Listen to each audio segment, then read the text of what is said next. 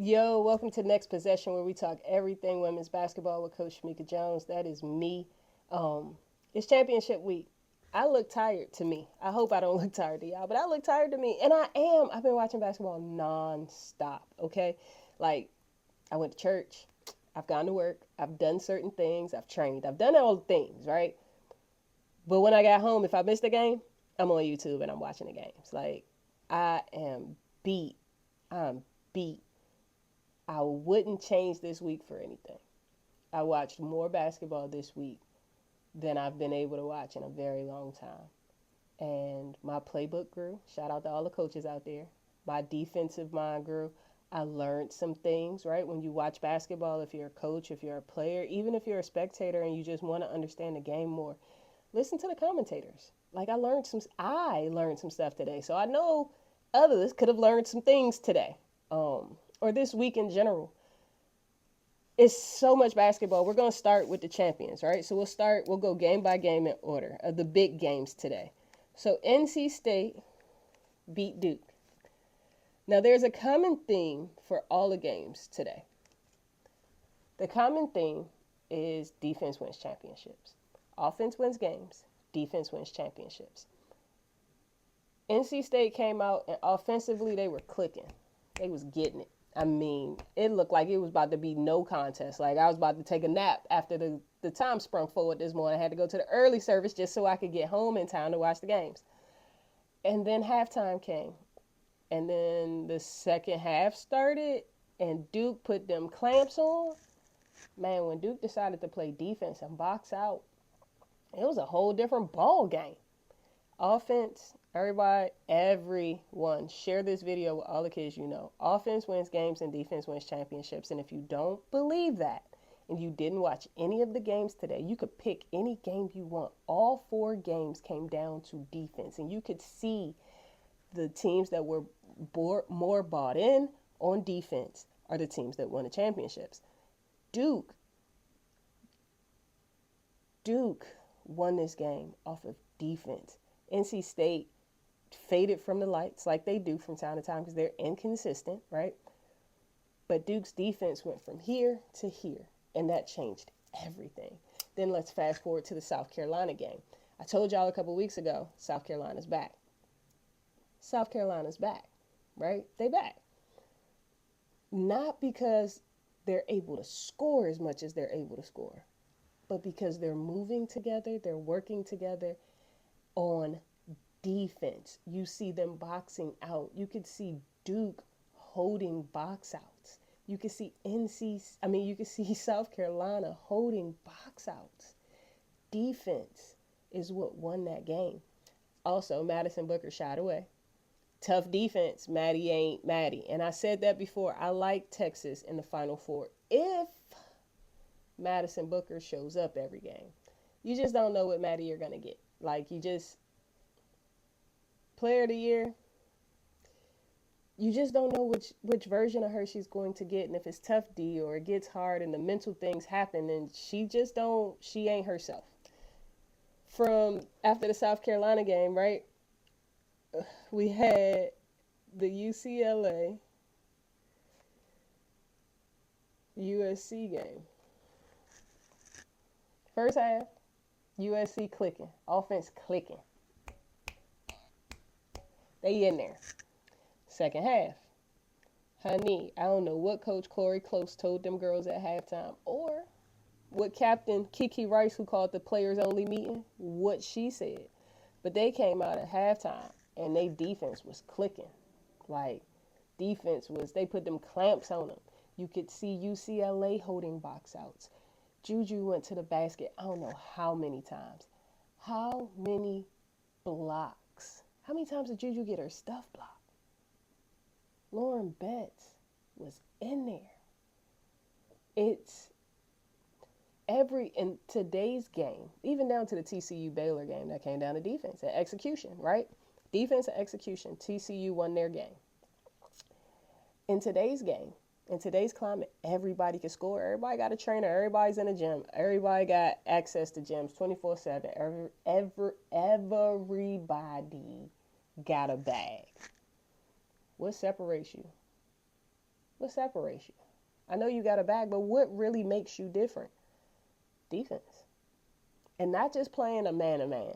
Being able to go man, being able to go triangle and two, box and one, being able to be a first tier or second tier, first level or second level defender, being able to talk, rotate, find the gaps, force a certain way. Like when you talk about playing at the next level, those scouting reports get very, very, very detailed. Very detailed. And that's what makes you different. Today in women's basketball, I didn't get to see the George Mason game. Shout out to Coach Blair. Shout out to my girl, Coach Blair. You got one. I'm so proud of her. I'm so proud. But even in not seeing that game, I know Coach Blair. I know that game came down to defense. I know that her defense is what won her championship today. Everybody watching, share this video from a former college coach who has cut vets, recruited all conference talent, done all of the above, got a pro, all of the above, done all of the things I've done at the level I was coaching at. Defense is what's going to stand you out. Everybody wants somebody that can score, but shoot, when you watch a South Carolina, they bench is scoring the same amount as their opponents. At one point, they put in Joyce Edwards, Malaysia Fulwiley, and Tessa Johnson all at the same time. And I looked at Les, he looked at me, and we were like, yep, time to separate. And within the next 9 to 12 possessions, South Carolina was up 15. Everybody can score. Everybody can score. Not everybody can defend. Not everybody can follow a scout. Not everyone can take two big steps. Defense is what's going to make you different. As we're talking about defense, I have to. There are some players that I saw this week that I just got to talk about real quick. University of Florida freshman Liv McGill. I hadn't seen Liv McGill. I put out a little a short reel about her. But Liv McGill is like that, y'all. Liv McGill she's just a walking bucket.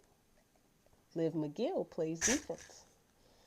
Liv McGill talks on defense. Liv McGill does all of the things that every coach wants her to do.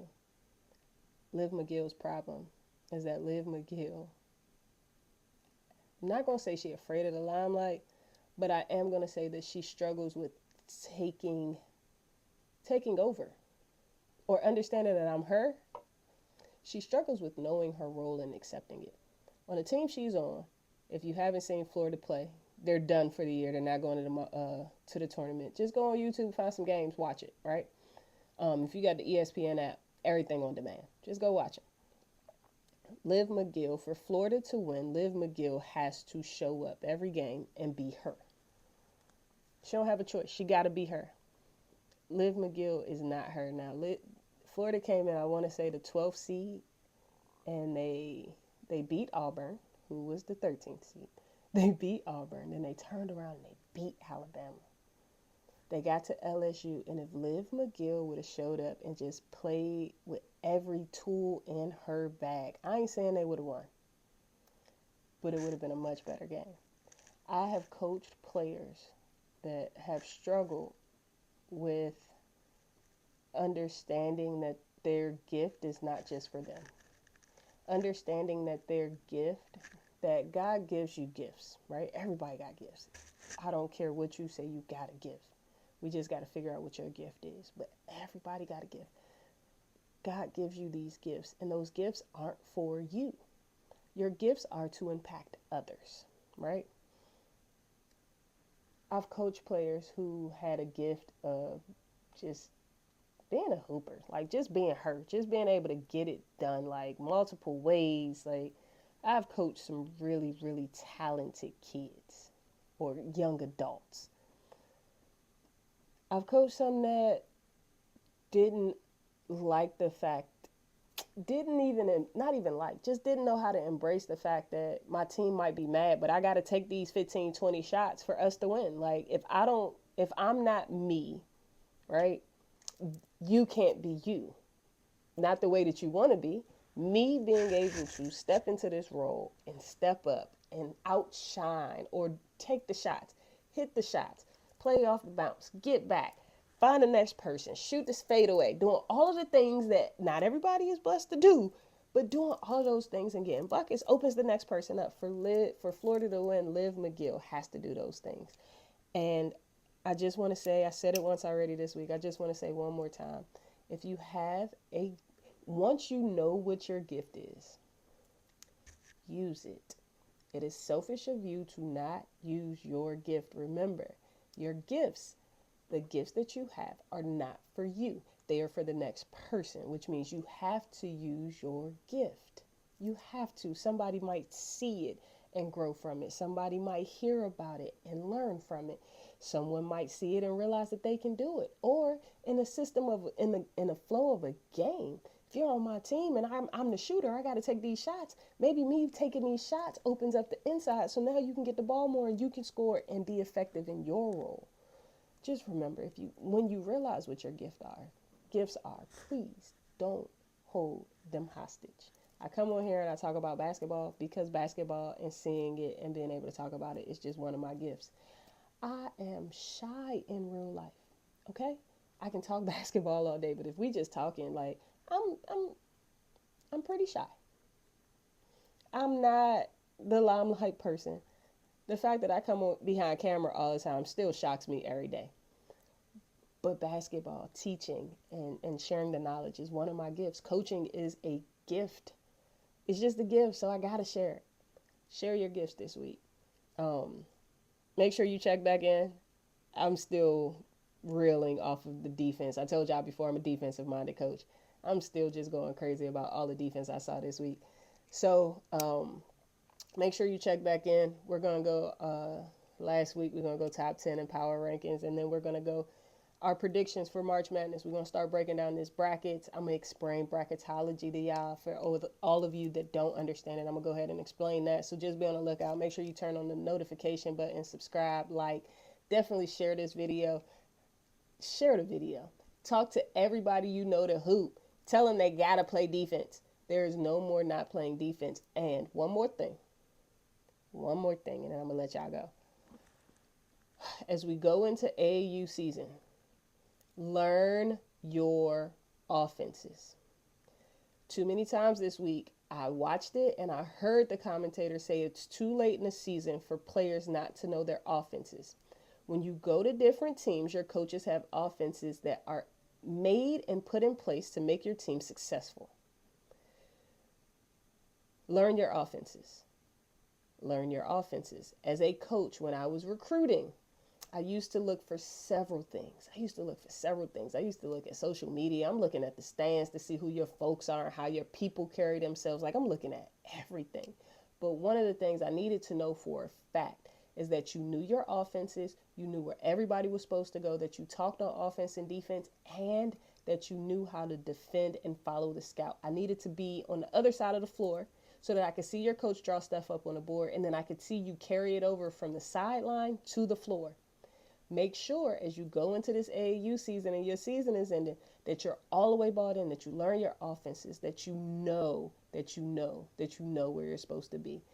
Don't take these moments for granted. Understand that as coaches are recruiting and you're trying to get to the schools you want to get to, that they're paying attention to all of these things. When you listen to Sanaya Fagan talk about what made them win today, what the difference was, she didn't just say defense. She said the detail that our coaches put in the scout and the fact that we were able to carry over the things from the scout. You got to be a student of the game when you get to the next level, guys. All right, I'm really done this time. I'm going to holler at y'all later. Peace.